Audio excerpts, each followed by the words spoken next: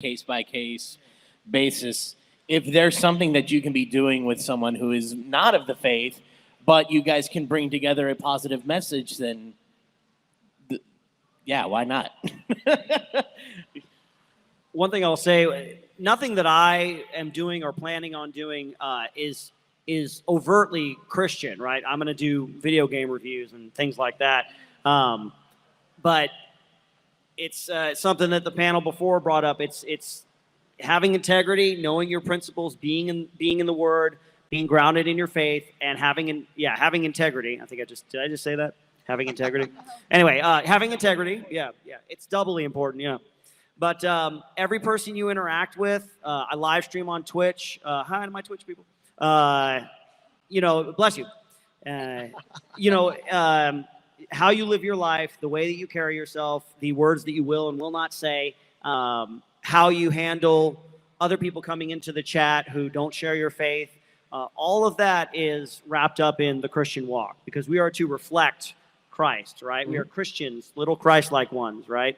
And so there's the overt preaching of the gospel, which is amazing. And so, it's literally the most important thing that people know. But it is wrapped up in the integrity of your life. If you're out there preaching the gospel, and then somebody could go on YouTube and watch a video of you cursing up a storm and acting the fool and, doing whatever, kind of these really wrong things, it's going to hurt your witness, So mm-hmm. It's an all-encompassing kind of thing you need the Word, you need God's guidance and the Holy Spirit to walk through it, And you got a couple quick minutes if you want to throw something in. Yeah, I'll just wrap this one up. I think everyone summed it up perfectly by saying it is case by case, because not everyone that you collaborate with will have the same values as you, and that's okay. But at the end of the day, if it's not beneficial to your audience, then you shouldn't push it. You know what I mean? Even if that person could grow your channel, that is a matter of integrity, as he says, because it's not beneficial. So, don't do it. No, actually, thank you for bringing that up. You literally just segued up without knowing you did it. So here's the final topic on this, on the final question on this topic. When it comes, how much do your subscribers influence the direction or quality of your work? That's a great question.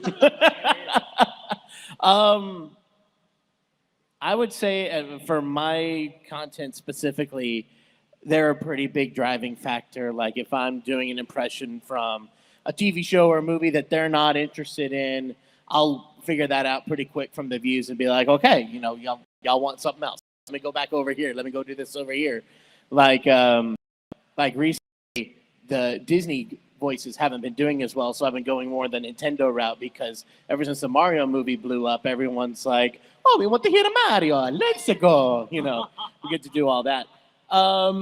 So yeah, they definitely are a big driving factor of that. But at the same time, for a while they were too strong of a driving factor to where it was always trying to give them exactly what they're asking for. But part of entertainment is you gave them something that they weren't even looking for, and then they found it, and then that reached them. So you're, in some ways, this sounds impossible, but it happens. You're also giving them something that they didn't know they wanted. So it's trying to flirt that line between, I want to make sure you're getting what you want, but then I'm also going to surprise you with things you didn't know you wanted. And that's a hard balance, but that's what I try to go for.